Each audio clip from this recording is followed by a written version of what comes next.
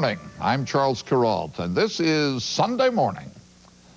The bells tell the news this morning of a return to life. And in one place on this earth, there is reason for hope that the miracle announced by the bells may come to pass once more. If ever a city can be said to have suffered crucifixion, Sarajevo is that city. But look, Sarajevo is not dead. Barry Peterson will report our cover story this morning. The streets of Sarajevo were once raked by snipers and shell fire. This bridge in the heart of the city was once a front line. Now, it's a link for families separated by 2 years of war. Easter is the season of resurrection, and perhaps no one wants that more than the people of Sarajevo. Theirs is a springtime of hope after 2 years of war, and theirs is the story we will tell you later on Sunday morning. A reason for hope. We hope. Other signs of spring are in the air, too. One of them is a leather sphere, white in color, curiously stitched, designed to be thrown and then struck by a bat. Good luck to the batter, though, if the pitcher is Charlie Huff, old master of the pitch that perplexes. Lift every voice is a chance to hear a heavenly chorus on earth. Did you ever wonder what would happen if singers from all over the world lifted their voices in song together? That happened last night in Atlanta, Georgia. Joy was the result. We'll celebrate Easter with the World Choir a little later on.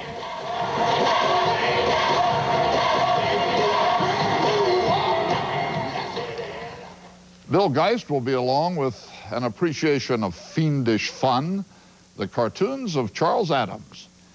Eugenia Zuckerman will be here too. She will have a profile of a performer whose instrument is intelligence, the actress Claire Bloom. John Leonard has found a network television show he really likes.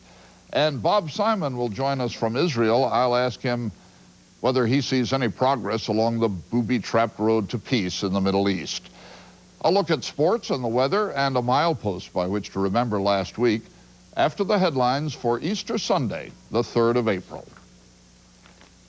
In Israel this morning, authorities finally tracked down and arrested the leader of one of the two groups of Jewish extremists the government outlawed last month. A former member of one of those groups murdered 30 Palestinians at a mosque in Hebron. Baruch Martel, who was arrested near his West Bank home, was unarmed and did not resist. Israeli law permits authorities to hold him without trial for 3 months. Betty Furness has died at the age of 78. She had several careers as movie actress, television spokeswoman for Westinghouse, Consumer Affairs Director for the White House of Lyndon Johnson, later for New York State and New York City, and then consumer reporter for NBC. She was a stylish and generous woman. With her husband, Leslie Midgley, former CBS News producer, Betty Furness had a lot of friends around here. There cannot be more poignant Easter services anywhere this morning than in Piedmont, Alabama. In Piedmont, 1 week ago today, on Palm Sunday, a tornado struck a church and killed 20 people, including 6 children. This morning, in sight of the wreckage of the church that was destroyed, the people of Piedmont gathered to sing and pray.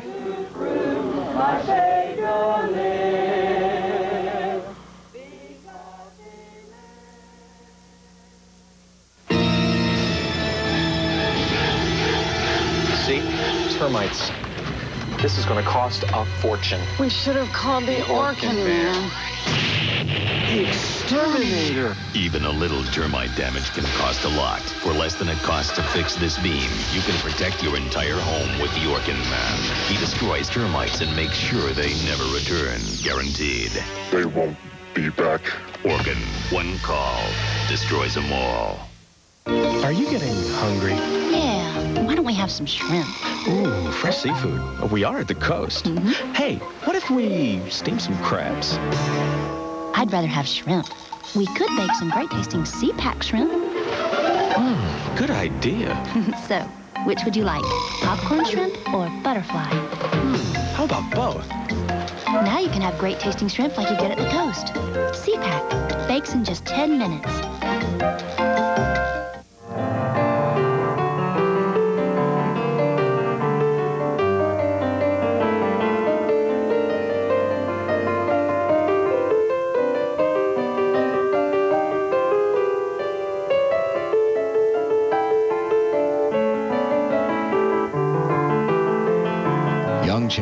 The best the world has to offer at an affordable price. Only at Keys to Music, Rivers, and Ashley Phosphate. Hi, I'm Mike Hyatt, and coming up on Monday's midday program, I'll be on vacation, but Stacy and Charlie will be filling in for me. If you remember the scene at 1, then you'll want to tune in for sure for a trip down memory lane. Stacy and Charlie, Andrea and Bill will all be here to bring you the latest news, weather, and local happenings. So be sure to tune in for midday. As always, live right here on Charleston's Channel 5.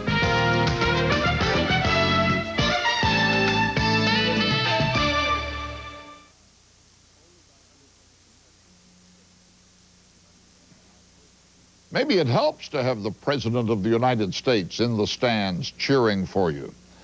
It also helps to have a great player like Corliss Williamson picking off passes and scoring 29 points. Whatever it was, Arkansas won its first trip to the championship game of college basketball yesterday with a stirring win over Arizona, 91-82. The difference. Nolan Richardson will play for the championship Monday night. Duke, on the other hand, has been in the championship game 3 times in the last 4 years. Make that 4 times in the last 5 years. Duke came from behind to beat Florida 70-65. So the college basketball season comes down to 2 teams, Duke and Arkansas, in the championship game on Monday night. The Clark 3. North Carolina and Louisiana Tech will play for the women's championship today on CBS. It was a nippy Easter sunrise around the Great Lakes, and we don't expect the temperature to rise out of the 40s there today, from Milwaukee to Detroit to Buffalo. It's going to be a cool Sunday pretty nearly everywhere except the South and the Southwest. Easter rain bonnets will be in fashion from the Gulf Coast right up the spine of the Appalachian Mountain Range and on into New England. Sunny on the southeastern coast and in most of the middle of the country today. It'll feel like the return of winter in the northern Rockies. California will be dry, but very windy. Tomorrow, the eastern rainstorm will be blowing out to sea, though it may be late afternoon tomorrow before people on the New England coast see blue skies. The northern Rockies and the upper Great Lakes may have an April snowfall tomorrow. Rain showers will fall from Utah across to Iowa. Sunny and breezy on the west coast tomorrow. William Natcher died last week at the age of 84. It may be that you don't know who William Natcher was. You should. He was, by an actual measurement, the most faithful public servant this country's ever had. It is recorded here in the Guinness Book of Records that William Natcher, Congressman of Kentucky from 1954 on, never once failed to be present when a vote was called for in the House of Representatives. For 40 years, William Natcher represented the people of the 2nd District of Kentucky by consecutively casting on their behalf 18,401 votes, more by far than anyone ever had before him, and more surely than anyone else ever will cast. This book is full of stunts, of course, but the record of William Natcher was no stunt. It was the result of an unshakable, lifelong dedication to the plainest principle of democracy. However mundane the matter, it has to be voted on, or the people have had no voice. In 20 elections, William Natcher never made a political commercial. He never accepted a campaign contribution from anybody. He paid his own expenses out of his own pocket. William Natcher cast his last vote early in March, number 18,401, from a hospital bed that had been wheeled into the House of Representatives. A lot of us would like to be able to say at the end of the day that we did as much as we could. I think if ever I'm tempted to say that, I'll remember William Natcher first, and then make some other claim instead.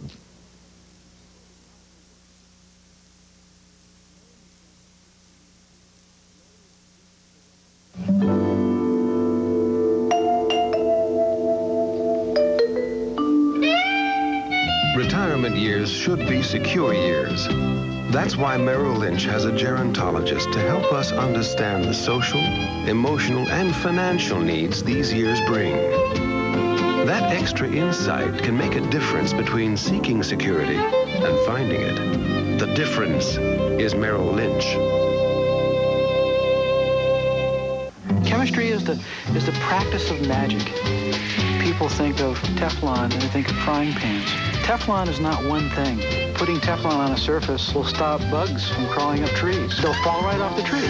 Teflon as a chain loop is something I've come up with for bicycles.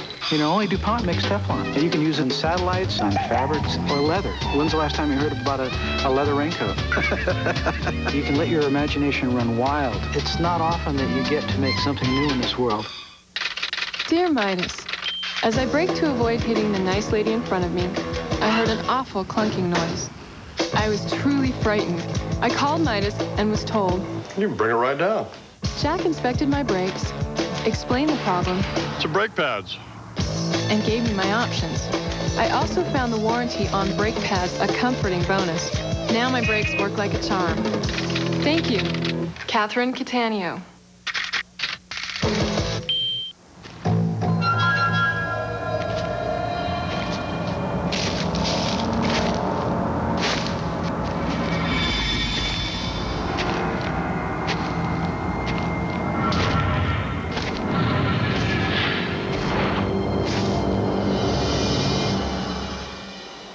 New H40 irons from Hogan.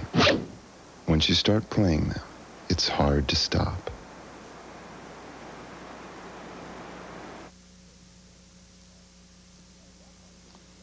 Sarajevo was a beautiful city, upward tending, full of steeples and domes and minarets. Sarajevo visibly aspired to the sky. The towers of Sarajevo mostly have been flattened now by bombs and mortar shells, and the people have fallen too. The dead on their backs as victims, and the living on their bellies, waiting. What can be left in such a city? Reason to Hope is our cover story this morning, reported by Barry Peterson.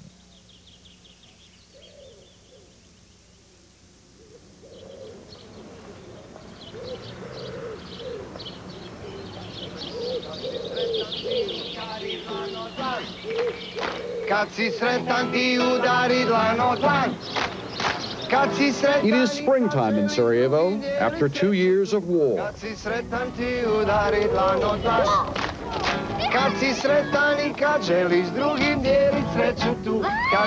The children of Sarajevo are happy, and they know it, because they know misery even better.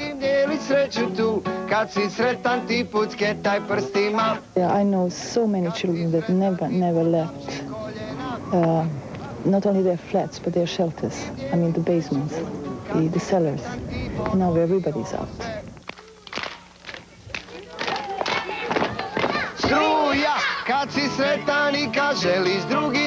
What they're happiest about is struja, electricity, and happy to see their city. They have never seen a tram. When they see a tram, "Oh, Mommy, what is this?" Mommy say, "It's a tram, baby. It's so sorry."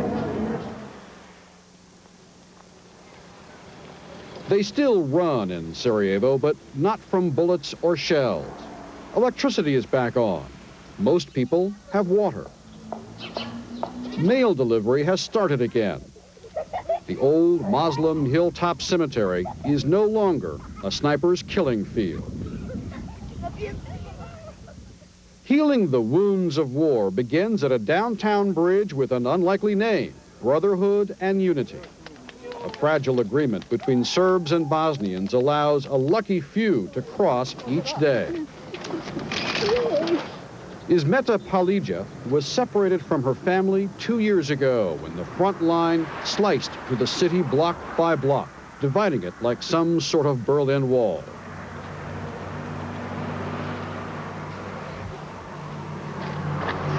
It's a day her daughter Lilia feared would never come.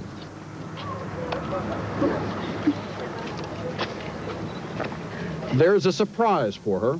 Grandson Dima has let his hair grow. He looks like a girl, says an exasperated Lilia. And Ismeta's purse is stuffed with gifts, including coffee and smuggled cigarettes. And she shows off new money now used in Serb-controlled territory. Is there food available in Sarajevo? No. But the most important thing, says Lilia, is that we no longer fear for our lives. There is so much to catch up on, so little time. The authorities demand that Ismeta return across the bridge by 2 p.m. back to Serb-controlled Sarajevo. Mother and daughter promise to raise the blinds each day if all is well. They can see each other's apartment across the front line. They do not know when they will see each other again. Everyone in this city knows about separation. Even 13-year-old Addams, whose makeshift school is held in a basement. About 99% of my friends are on Serbian side, and I didn't see them for almost 2 years. It is a city still surrounded, still in Serb gun sights. Sonata Kreso works for the Bosnian government. On that hill, they're on those hills all over there. The Turks once controlled the city from a hillside. The Austrians did the same from their fort. Now, the Serbs.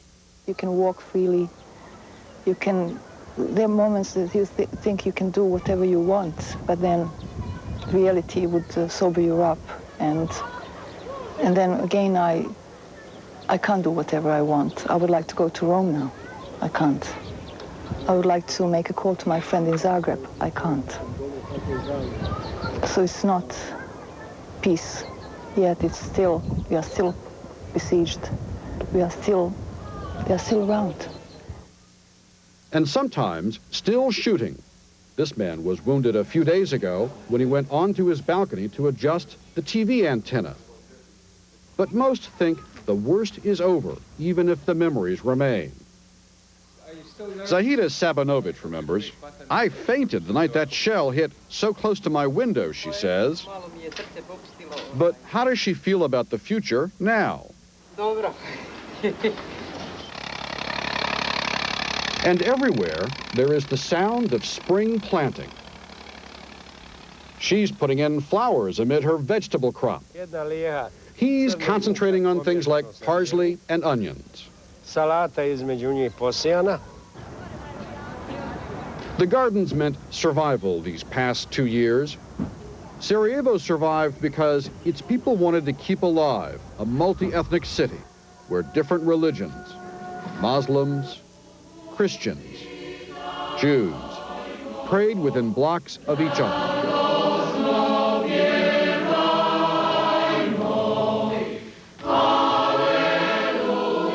Where Svetlana Griasagono could grow up in a mixed marriage, Protestant and Catholic. Her friends, Shira and Amra, are sisters who are Muslim. 38% of people in our town are from mixed marriage, as I know. The choir practices for Easter service.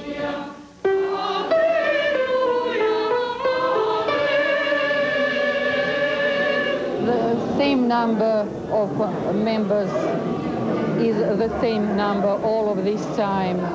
all during these 2 years. We are together. Maybe some people left choir, but nobody have died. I live here 30 years. I finished my school, music academy. I find my husband here, and I will stay here. I'm happy here.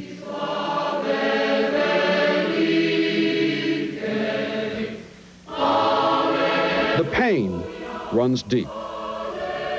The destruction is everywhere. Schools, hospitals, but nowhere so thorough as the city's cultural icon, its library. Sonata Cresso. I'll never forget that day. They never stopped shelling until, they were sure that it was completely destroyed. Set ablaze and destroyed. That's it. I mean, whatever is civilized, whatever is related to the culture, they hate. Sonata Cresso. She and the people of Sarajevo know this is the season of resurrection. It looks like devastated, but we'll find a way to reconstruct it, to rebuild it. If we found a way to resist and not to, not to get, they didn't see to drive us crazy, then we'll find ways to rebuild it. So the city will live.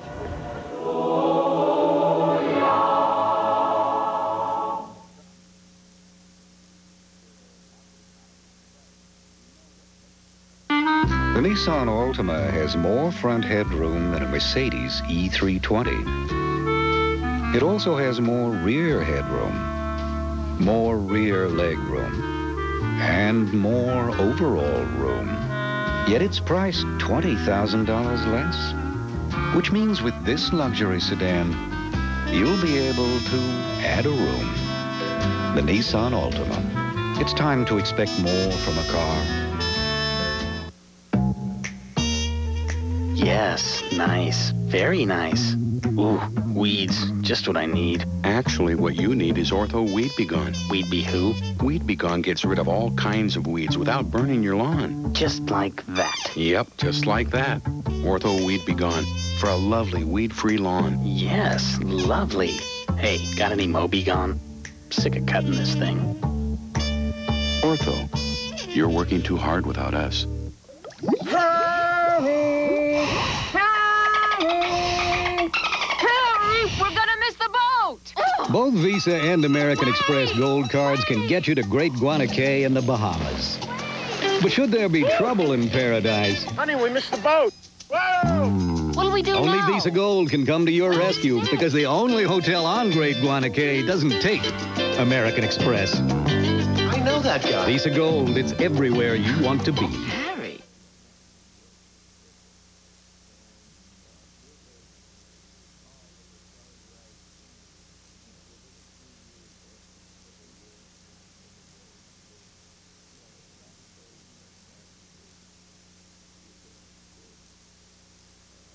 See tomorrow's March Madness stars today. The McDonald's All-American High School basketball game Sunday on CBS. The living legends of the sport, plus celebrity competitors, take to the slopes in the American Ski Classic, Sunday on CBS. A game in a pool turns into tragedy when two brothers are suddenly shocked by an electric charge. I wasn't going to be able to separate them by touching him. An all-new 911 Tuesday. This is CBS. You always see so many Sea Rays on the water, and that's because the Sea Ray owner enjoys the quality of a superior boat. Sea Ray of Charleston offers over 60 models to choose from, like the Laguna Fishing Series, bow riders, cuddy cabins, fish and ski, or the 55-foot luxury yachts in all the sizes in between.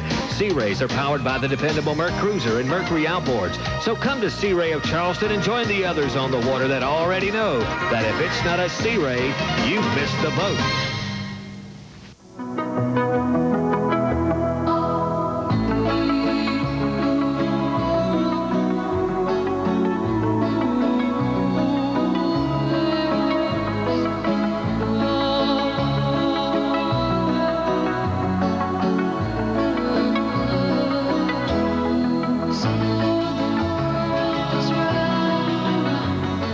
patio and outdoor design center at Morris Sokol Furniture.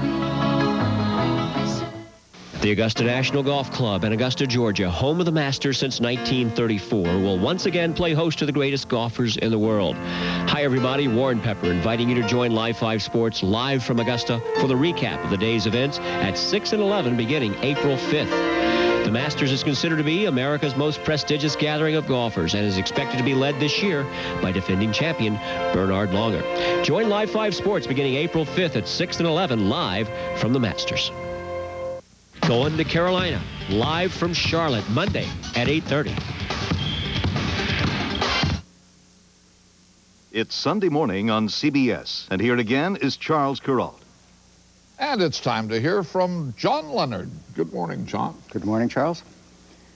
As a very young man, I volunteered to teach several nights a week in the attic of a church, in the craters of a bombed-out inner city, in a classroom full of children who had been discarded by the public school system, crumpled up and thrown away, as if they were defective copies in a trial run on the great social Xerox machine. What amazed me most about these kids was their willingness to believe I knew what I was doing. This was in the 60s, with the Peace Corps and Vista, when we made it up as we went along, before we all grew up to be go-go and greedy. But the idea is as old as the Republic.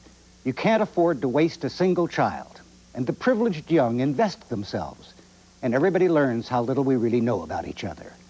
It's the idea that animated Catherine Marshall's lovely novel, Christie, back in 1967.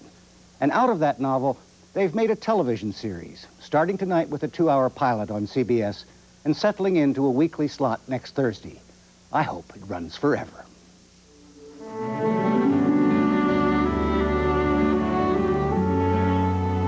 Kelly Martin, who grew up as Becca in the series Life Goes On, is Christy, an idealistic 19-year-old who leaves genteel Asheville, North Carolina in 1912 to teach in a missionary school in the Appalachian Mountains.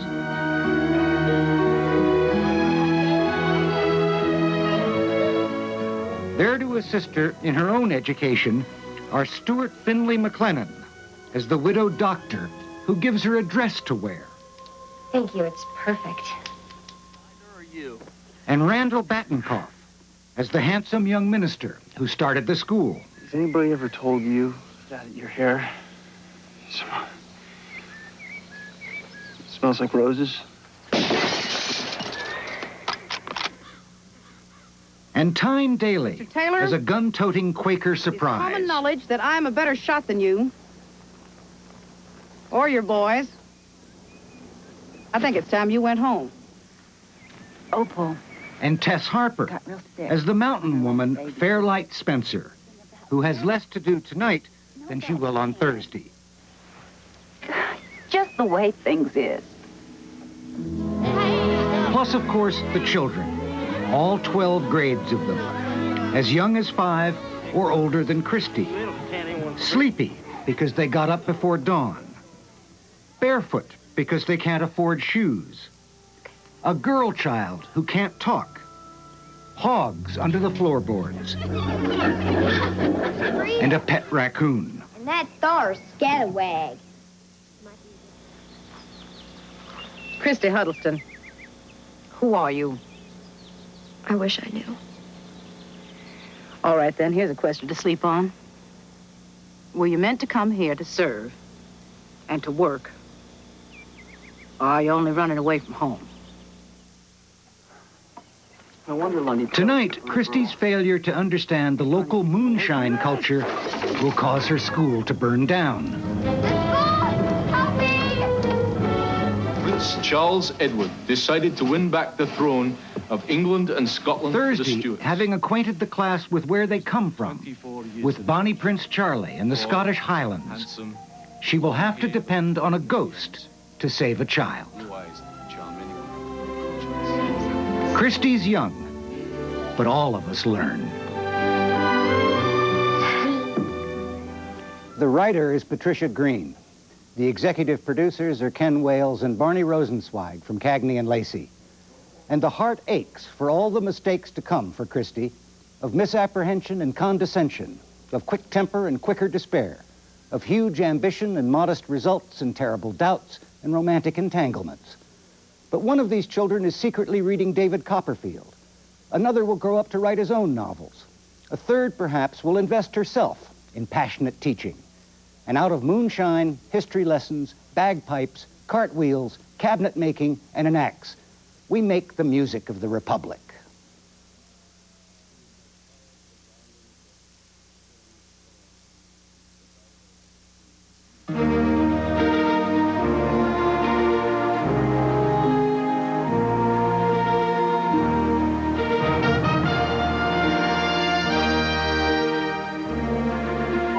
There are those who say that America is having a hard time getting off the ground.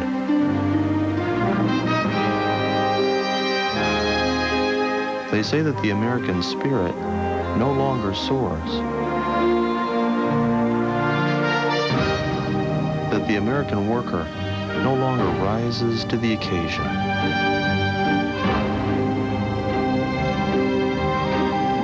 And that American companies no longer reach for the stars.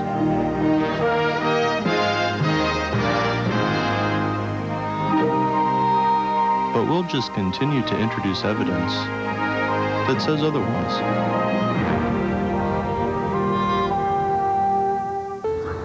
Every day, they work the land to make the world a better place. And may be the world's most active environmentalists, because they know their responsibility goes beyond just their plot of land.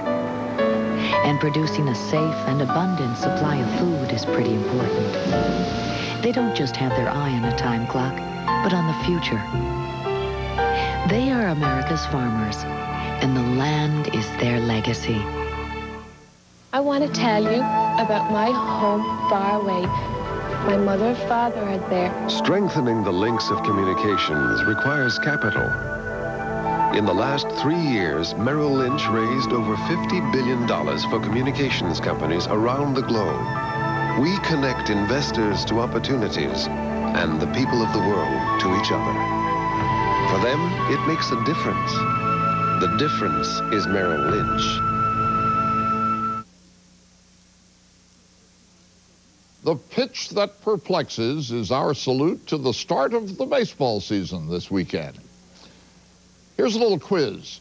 Which active Major League pitcher has won the most games? Jack Morris, Dwight Gooden, or Roger Clemens? Which player put in the most years in the big leagues? Lou Gehrig, Cal Ripken, or Pete Rose? The answer to each of the above is none of the above. The answer to both questions is Charlie Huff. It's hard to do. Not too many people in the world know how to teach it. Who can tell you how to throw a knuckleball, what it feels like to throw a knuckleball?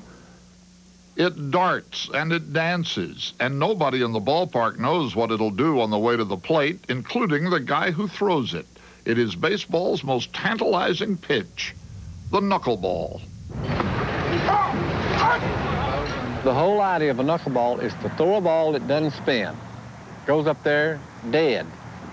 That's Hoyt Wilhelm, the dean of the knuckleball pitchers, the first of that small band of practitioners to make it to baseball's Hall of Fame. And this is one of his protégés, Charles Oliver Huff of the Florida Marlins. My second year that I threw a knuckleball, I got to play with Hoyt and changed the grip, changed my delivery a little bit, copied some of the things he did. It's not a knuckleball in the sense of the word. It's actually a fingertip The ball, year really, was the way I throw it. 1970. Wilhelm was at the end of a remarkable career.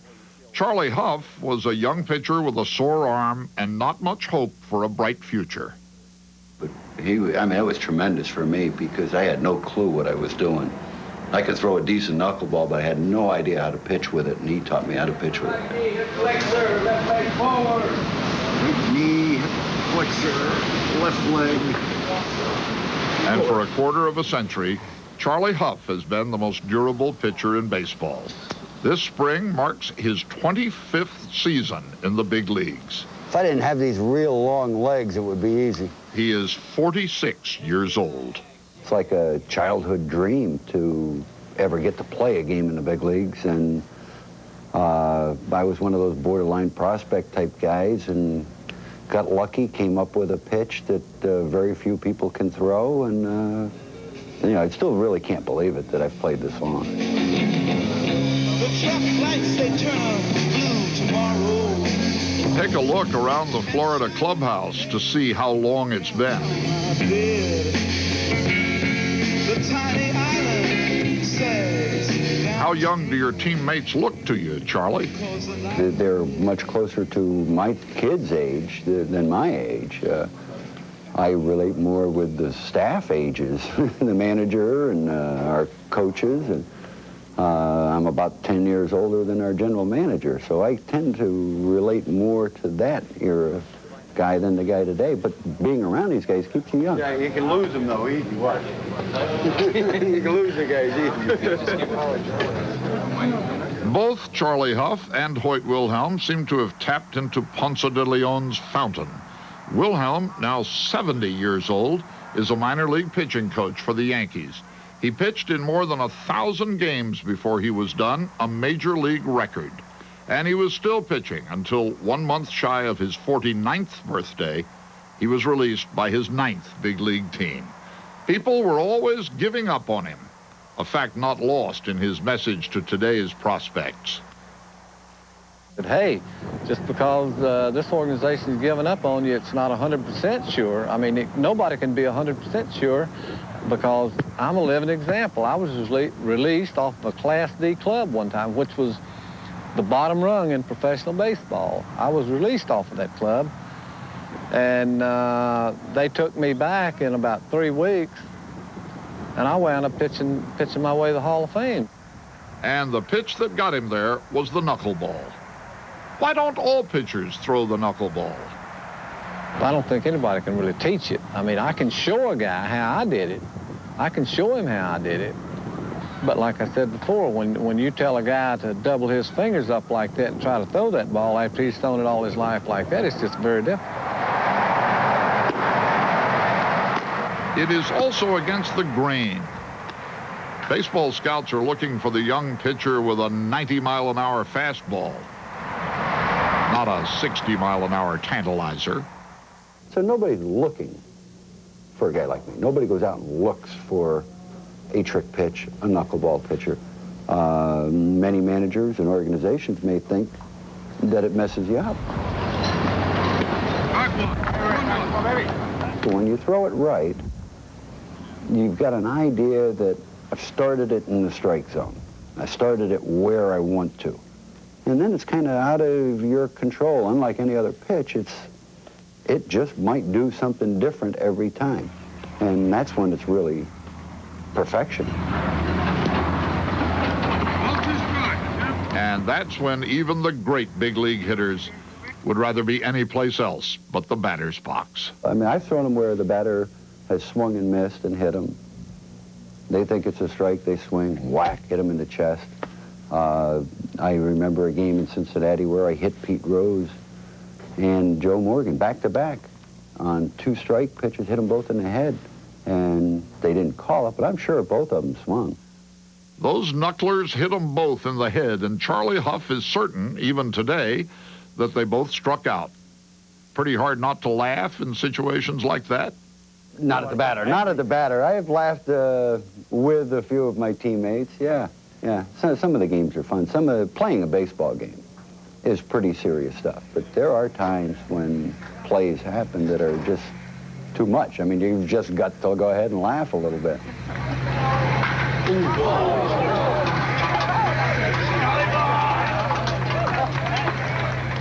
The Florida Marlins will pay Charlie Huff $1 million to be one of their starting pitchers this year.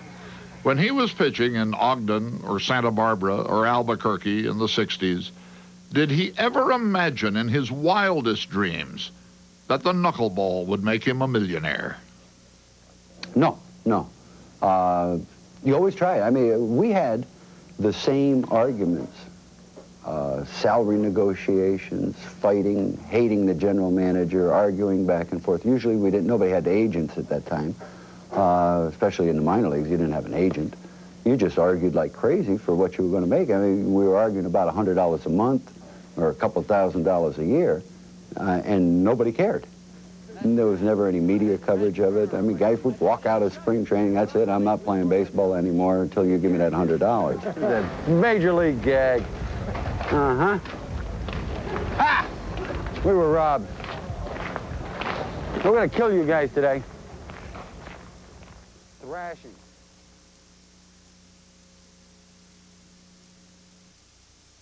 Hi, folks. I'm Wayne Burdett, here to let you know we've just received our largest selection of Ram trucks this year. I'm talking short wheelbase, long wheelbase, 4x4s, half tons up to 1-ton diesel dualies.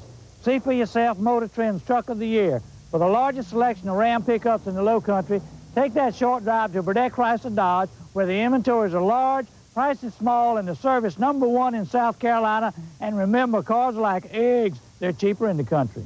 Burdett Chrysler Dodge, Monk's Corner.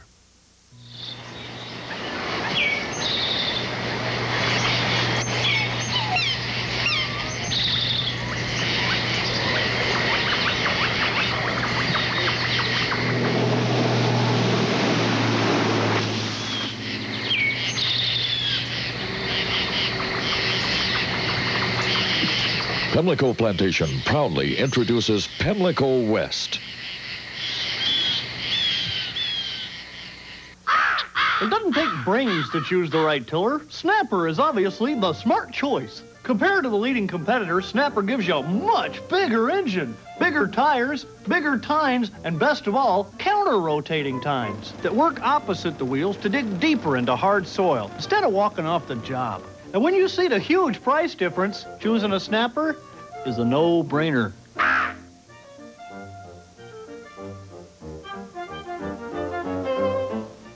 We really feel Live 5 News is involved in the Walterboro area. They cover our football games for us. They cover the Rice Festival. They come for the MUSC Children's Hospital. Everybody on Live 5 News seem like good low country folks. Live 5 News pays more attention to the human factor of the news. Well, I really love the people on Live 5 News. I believe in Channel 5 because I grew up with these people. I can trust what they're going to tell me. If Charlie Hall says it's going to rain, you better carry your umbrella.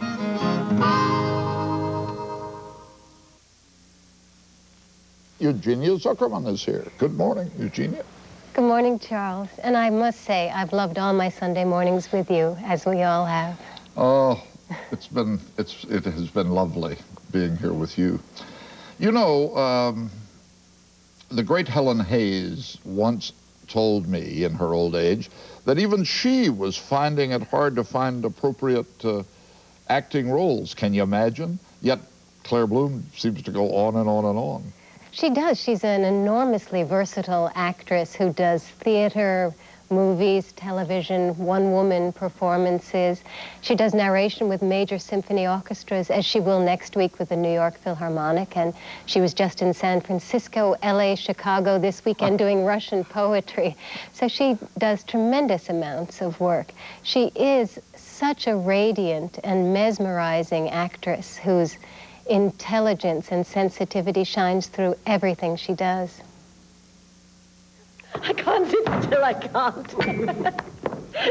This is a rehearsal of Chekhov's The Cherry Orchard in Cambridge, Massachusetts. Laugh at me if you will. I know I'm being silly. Its star, Claire Bloom, is one of the few actresses who has sustained a major career since her youth. Claire Bloom became a professional actress when she was just 15. Anastasia's dead, and cross-eyed Petrushka has left us and works in town now. Well, your first major role was Ophelia. And that was when I was 17. Yes. And was that enormously thrilling? Was it challenging and terrifying? Oh, nothing was terrifying to me then. Really? You know, it may have become so. And I realized what I was doing, but everything to me was just part of what I expected, this great actress life that I'd invented for myself. Claire Bloom was born in London. As a young girl during the Blitz in World War II, she was evacuated to America. When she returned home, she single-mindedly devoted herself to becoming an actress on the London stage. She was so good, she came to the attention of the legendary Charlie Chaplin, who asked her to return to America to play opposite in his film, Limelight. She became an overnight star.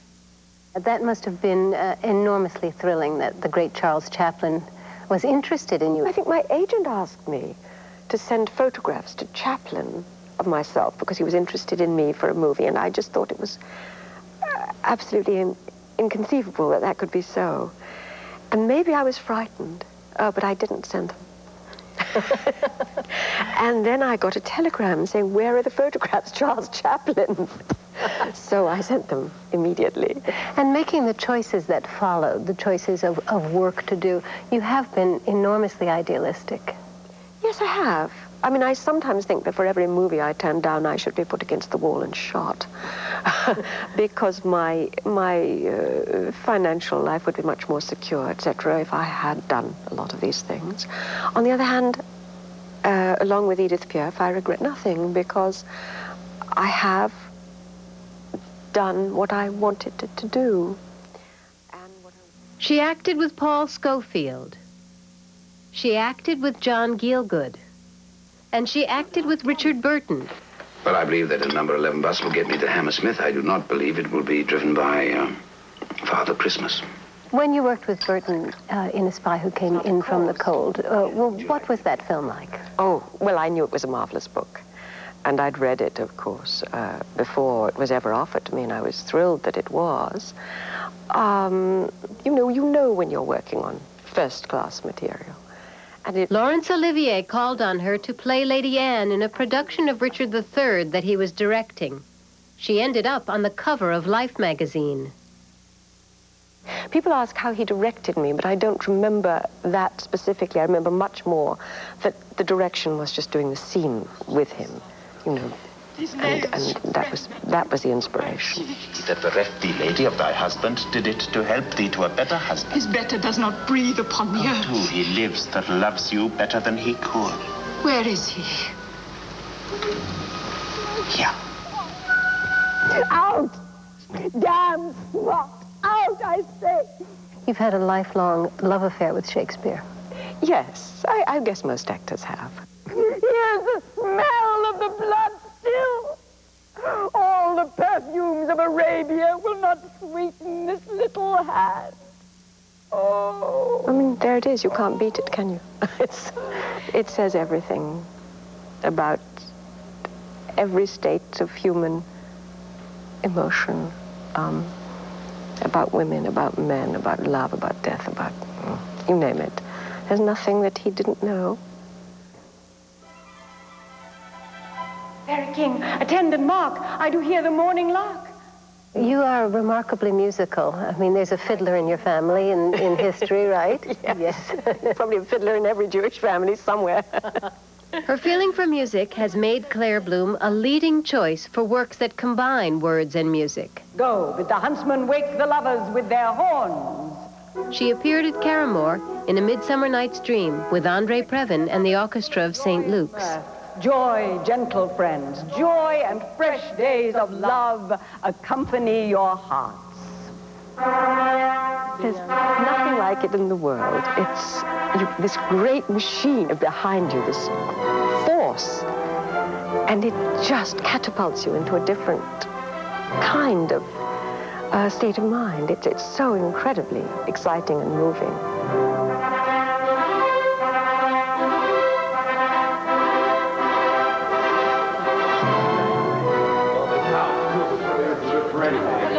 And you'll have to cut down the cherry orchard. Cut down the cherry orchard. Anton Chekhov knew something about the human condition, too. His play, The Cherry Orchard, is one of Bloom's favorites. Once be generous. Show a little pity for me. And this recent production in Cambridge at the prestigious American Repertory Theater was a favorite of the critics. And my grandfather, too. When you are playing a role like Luba, am I pronouncing it right? Yes, Luba. Means love, I believe. Luba. Yeah. Well, when you've played her before, and yet, how do you then reapproach a play in order to keep it fresh? I saw her then as a much more frivolous woman than I do now. Funnier, perhaps.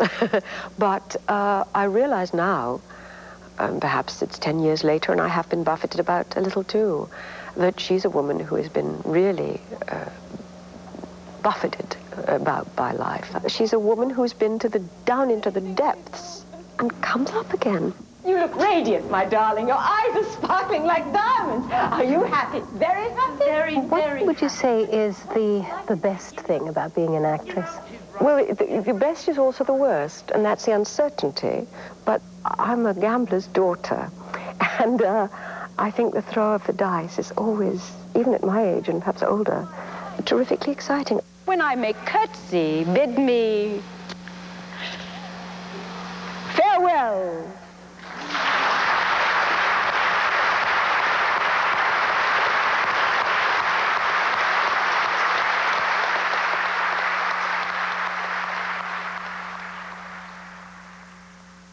The CBS Evening News isn't just a place where the world comes together. It's a place where all of our worlds come together. Somalia, Bosnia.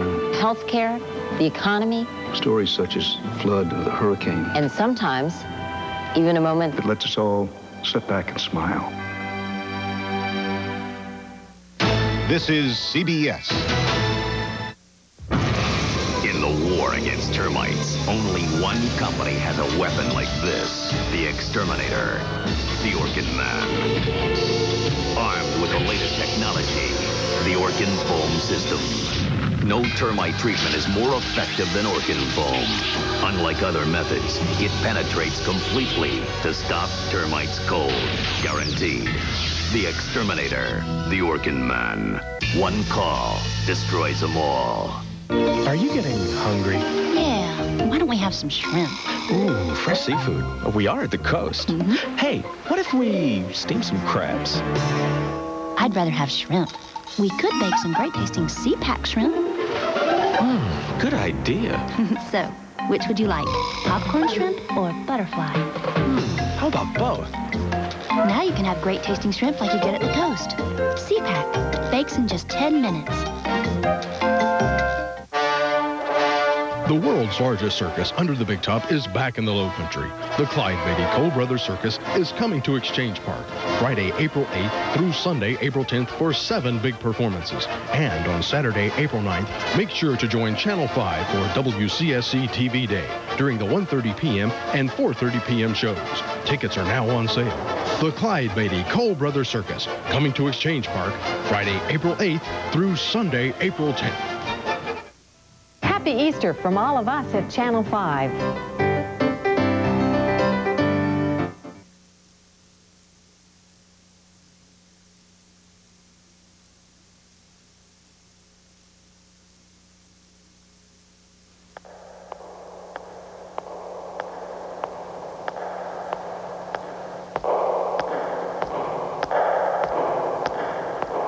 The competition included more than 100 of the world's best cars. But in the end, only one was judged a car ahead. Motor Trend's Import Car of the Year, the new Accord from Honda. At BASF, we don't make the sneakers, we make them bouncier. We don't make the car, we make it more colorful. We don't make the leather, we make it jazzier. We don't make the helmet, we make it more comfortable. At BASF, we don't make a lot of the products you buy, we make a lot of the products you buy better. BASF. Oh, it's so cute. Excuse me, could you take a picture of us with Kuralt over there? If you take off to the Italian town of Todi, but your camera just takes off. Where'd they go? You better have Visa Gold, because there's not a camera store there that takes American Express. There's a great shot. Visa Gold, it's everywhere you want to be. It's Sunday morning on CBS, and here again is Charles Kuralt. Bob Simon has spent about half his life as an observer along the rocky road to Middle Eastern peace. He joins us from Tel Aviv. Good morning, Bob. Good morning, Charles. Well, how do things stand? What's going to happen this week? Charles, we have a very busy post-Easter week in the Middle East, and much of it looks very promising. Within a week or so, foreign observers from Norway and Denmark and Italy will be arriving in Hebron. This was a demand of the PLO in their talks with the Israelis to give the people of Hebron some sense of protection. They'll be carrying pistols. Perhaps even more important, Palestinian police will be deployed for the very first time in Gaza and in Jericho. They will be carrying rifles and pistols. It's interesting that the march towards peace here is marked by men carrying weapons. There will also be a return of deportees, people that the Israelis deported some time ago. They'll be returning to the occupied territories. This has been a long-standing demand of the Palestinians. And the peace talks, to use that time-honored phrase, are back on track. It looks like both the Israelis and the Palestinians are very eager to conclude those talks as quickly as possible now, knowing what happened a month ago, the massacre in Hebron, something like that could happen again. They want to get the deal quickly before it has a chance of happening again. One of the Israelis involved in the talks said to me yesterday, there is definitely now light at the end of the tunnel. Of course, it could just be a train coming in the opposite direction.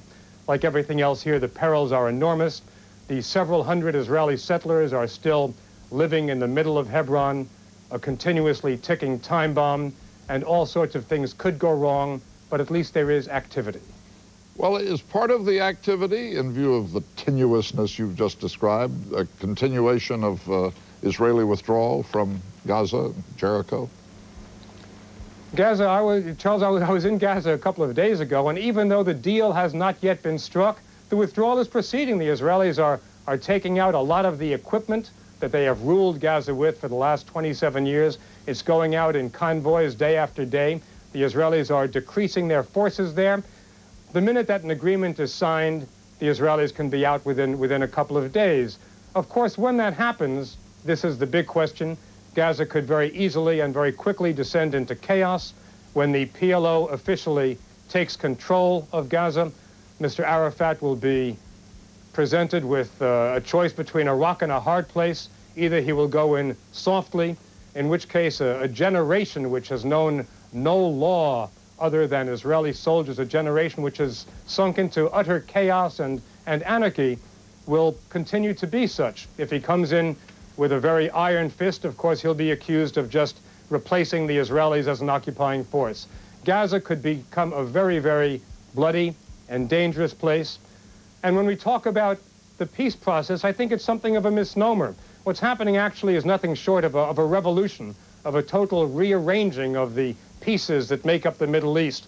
They're all being thrown up in the air now. Nobody knows where they will land. It could be dangerous, but they had to move in the long run. If Gaza does descend into anarchy, I suppose there'll be no shortage of Israelis to say, I told you so.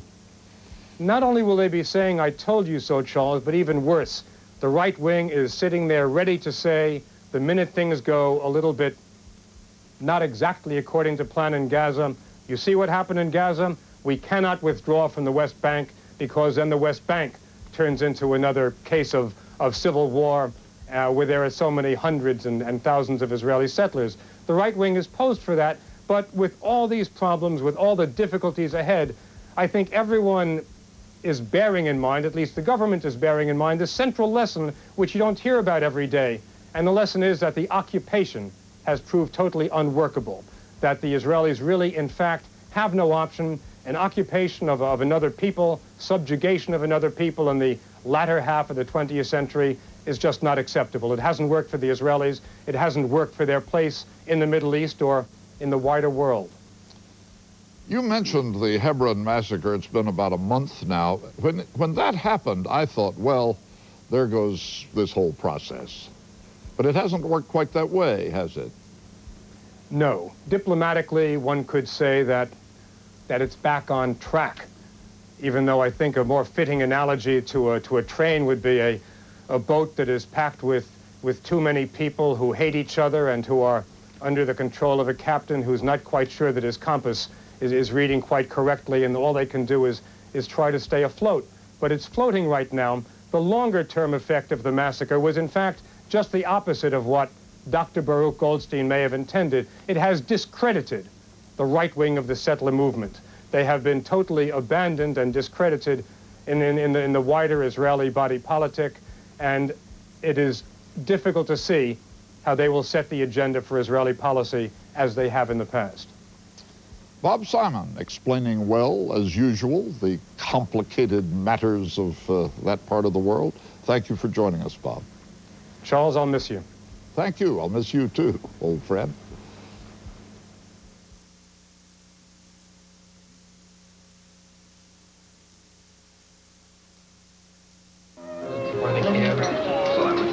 Please pass the all fruit.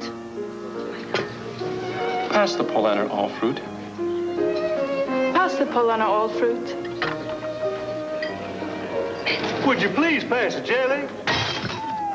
Polaner all fruit is real fruit, sweetened only with fruit juice. You'll call it delicious, you'll call it remarkable, but please don't dare call it jelly. Polaner all fruit, the spreadable fruit. The Nissan Altima has more front headroom than a Mercedes E320. It also has more rear headroom, more rear leg room, and more overall room. Yet it's priced $20,000 less, which means with this luxury sedan, you'll be able to add a room. The Nissan Altima. It's time to expect more from a car. Imagine a processor that runs today's PC software faster than anything else and has the power for exciting new capabilities like multimedia and CD-ROM programs.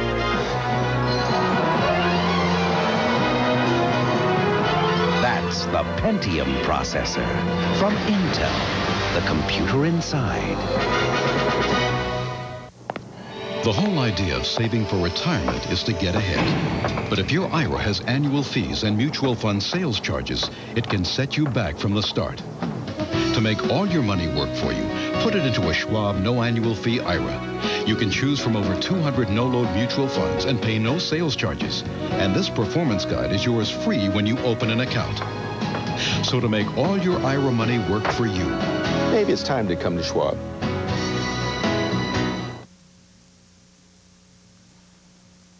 Bill Geist has been to a show of the weird and wonderful cartoons of Charles Addams. How's the show? It's great, Charles. It was a lot of fun, and I just want to say this morning that you always said this job was going to be fun. You may have forgotten the conversation, but you called me about 7 years ago when I was a perfectly discontented newspaper columnist, as columnists are supposed to be. And you said, come on along, and you were calling from some payphone in a swamp in Louisiana or so, I imagine. And you said, come along, it'll be easy, and thanks to you, it has been easy. You've kind of elevated everything we've done here on the show, and you said it would be fun. That was the grabber right there. You didn't say that we'd have the best retirement package in the industry or anything like that. You said it would be fun, and it's been fun, and I just wanted to thank you this morning, and thanks for the great adventure and the wonderful ride. On to the next stop.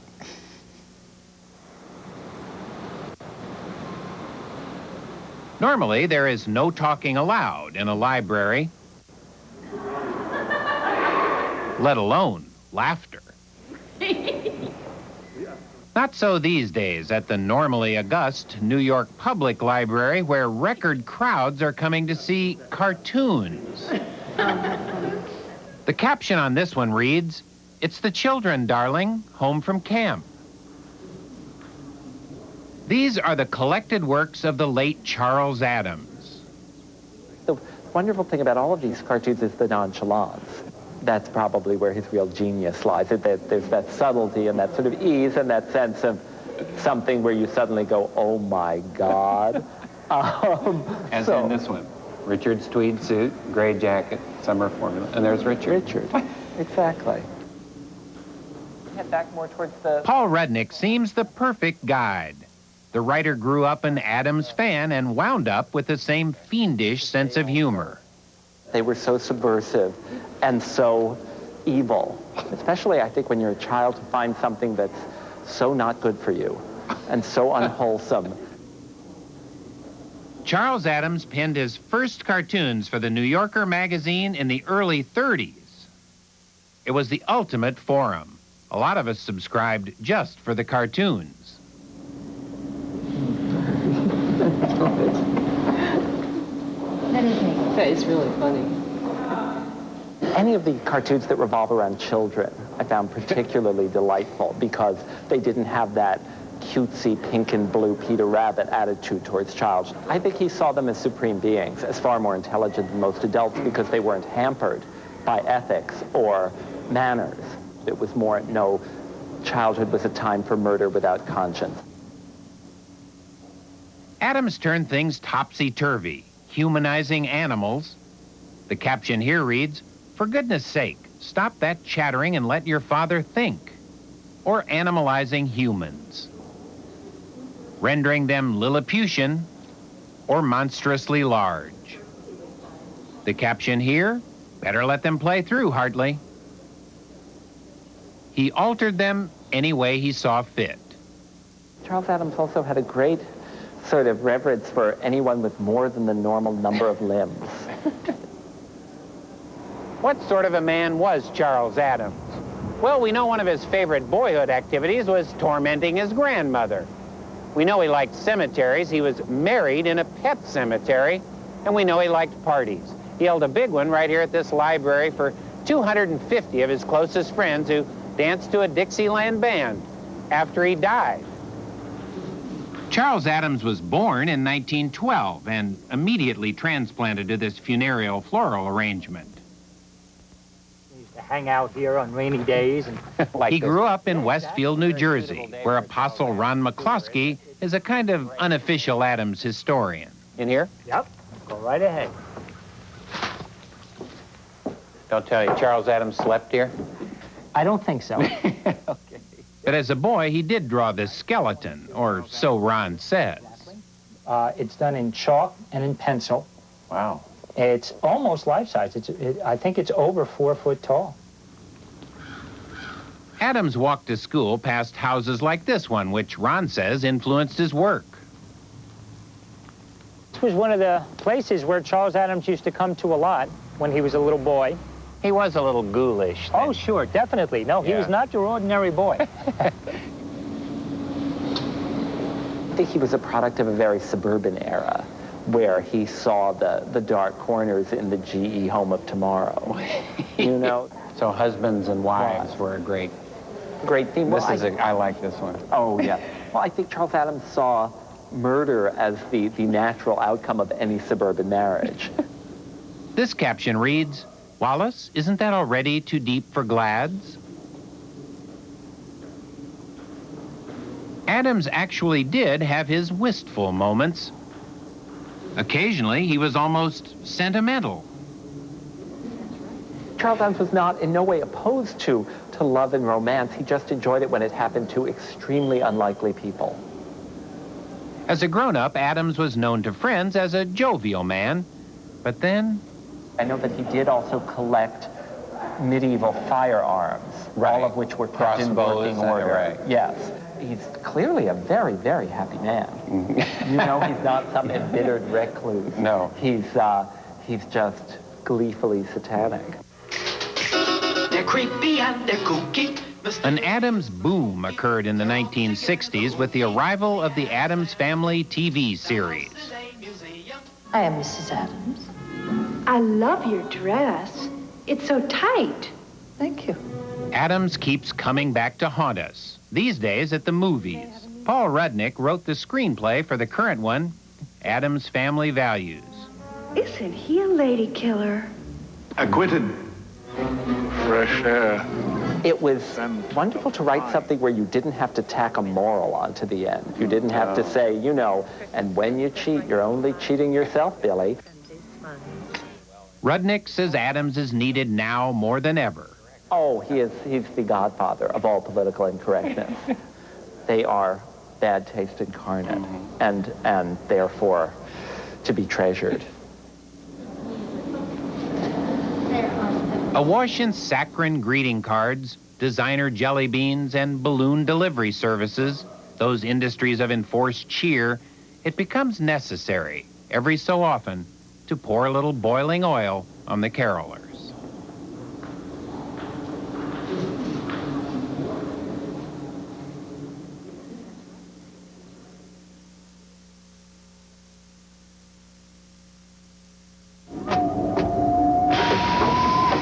What now?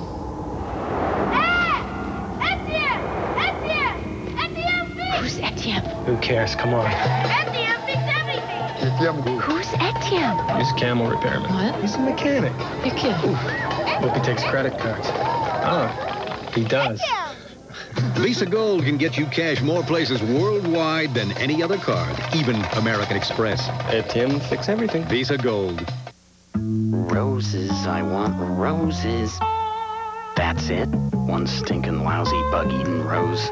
You know, orthosystemic rose and flower care can help. Oh, yeah? It fertilizes and protects against bugs. 2 jobs in 1 simple step. That's all it takes? That's all it takes. Ortho Rose Care. 1 step to gorgeous roses. Ah, yes. 1 step. Did I mention I love roses? Ortho. You're working too hard without us. As a response to increasing competition, information technology was once an effective means of getting ahead. But today, almost everyone has the same technology.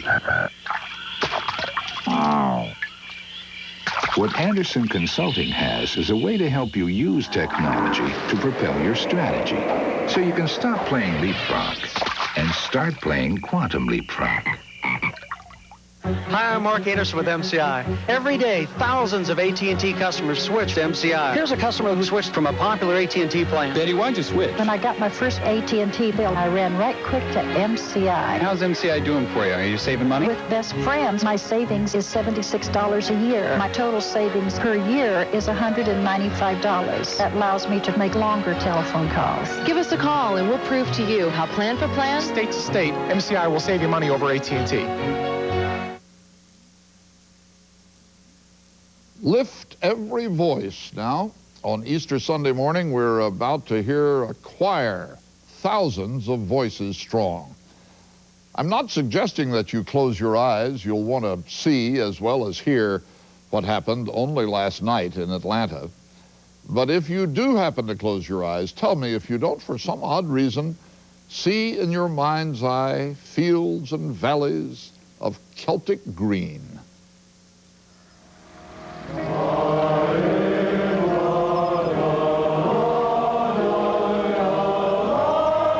Wales is a land of sweet beauty and sweet voices, of mountains and valleys and villages nestled along the rivers Severn and Wye and Dee. It's a land of poetry and of song, and so it's fitting that Wales was the birthplace of a wild, poetic idea. The idea was to gather choirs from all over the world to raise their voices together at Atlanta's Georgia Dome.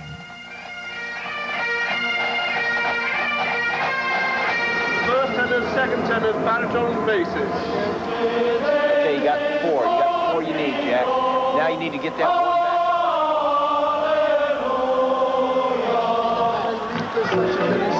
They can leave the section, but they have to be back in an hour. I think I've bitten off more than I can chew. But for all that, there's a lot of joy and a lot of fun going on. David Wyndham Lewis is the founder of the World Choir. I think emotionally it is a chemistry, a cauldron that you don't know what's going to happen.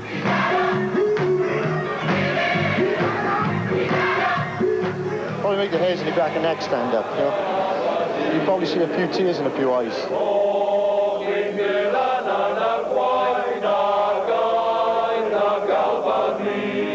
In the hard-earned days of the mines, this was the real beginning and the hardships of fighting for better rights throughout the world. And singing was one of the things that brought it together. Singers arrived in Atlanta from Cardiff and Swansea and Abertillery, and from Australia, Ireland, South Africa, and France.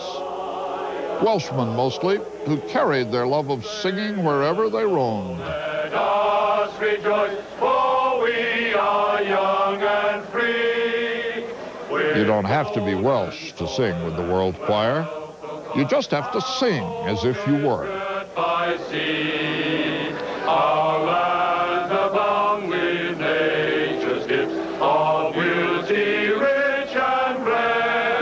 at bus stops this morning. They sang on the bus. They've sang in the underground. Everywhere we go, they sing in the hotel. Can't stir for men singing. As she wheeled her wheelbarrow through the streets broad and narrow. Irish singers came from Dublin.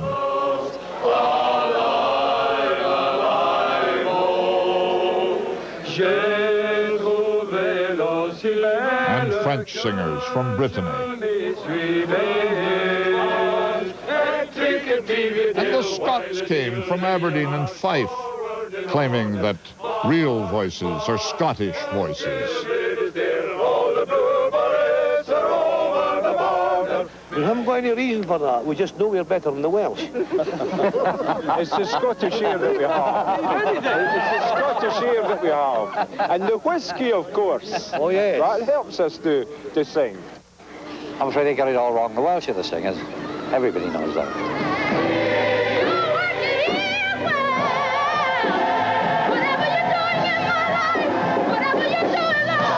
Well, what about the gospel choirs of Georgia, as renowned for their singing as the Welsh? Their voices joined the others. You stood the test. Just to know that you've done your best. Your word, Lord. I thank you for your word. I thank you for your work in my life.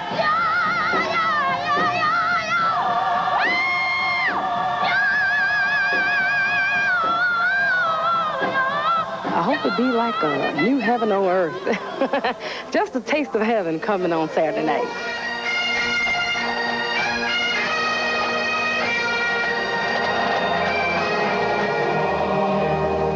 And so it was in the Georgia Dome in Atlanta that a little taste of heaven was heard last night.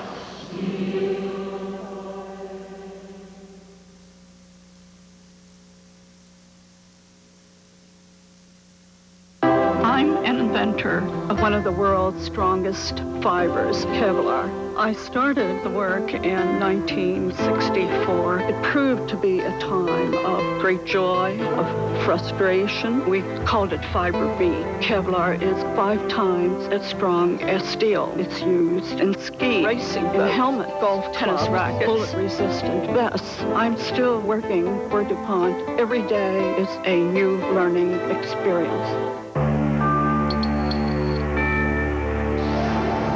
The new Accord EX Coupe. There's more horsepower. Handling and comfort are perfectly balanced. It has dual airbags and anti-lock brakes. We've taken it about as far as you can go. The new Accord EX Coupe from Honda. Ever wonder what happens to your initial investment when you buy certain mutual funds through a broker and pay front-end fees? Well, by the time they charge you sales loads and account fees, it's actually costing you hundreds of dollars before you start. But now there's a better way. At Charles Schwab, you can choose from 200 well-known no-load mutual funds with proven track records. You pay no loads and no transaction fees. So if you want all of your money to work for you, maybe it's time to come to Schwab.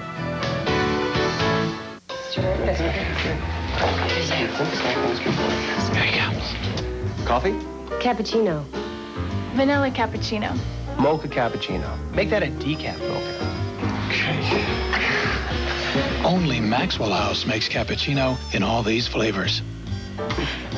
One cappuccino, one mocha decaf cappuccino. And for you, vanilla.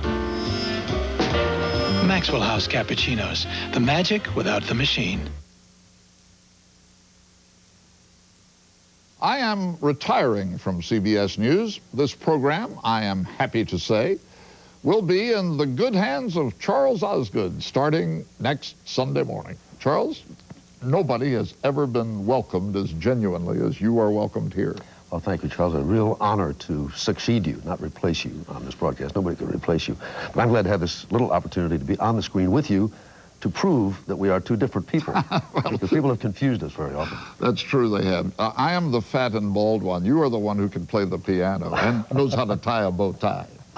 No, the truth is that unless I realized that people out there understand what I understand to be the truth, it's a quote from an old song, which is that there will never be another you. And that most certainly is the case. But I also want to take advantage of this opportunity on behalf, I think, of millions of people out there who are your friends and who love you, to say, for all the grace that you have been to us over these years, Charles Kuralt, thank you, and God bless you. Oh, thank you, Charles. That means a lot coming from you. Well, we leave you this morning at Tule Lake on the California-Oregon border. Every dawn of every spring, the sky above Tule Lake is made joyous by the sight of snow geese flying north. My heart knows where the wild goose goes.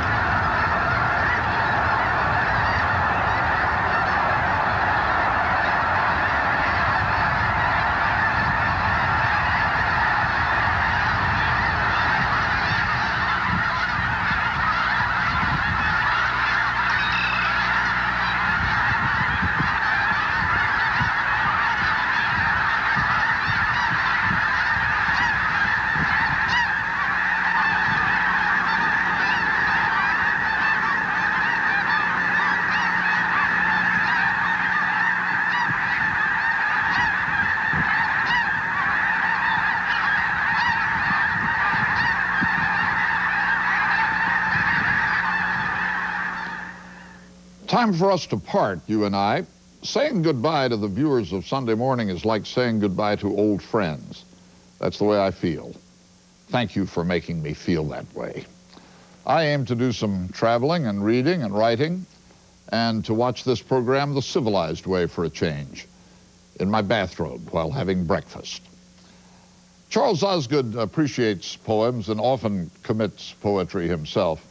There is a rhyme by Clarence Day which says what I want to say. Farewell, my friends, farewell and hail. I'm off to seek the Holy Grail. I cannot tell you why. Remember, please, when I am gone, 'twas aspiration led me on. Tiddly, widdly, toodaloo, all I want is to stay with you. But here I go. Goodbye.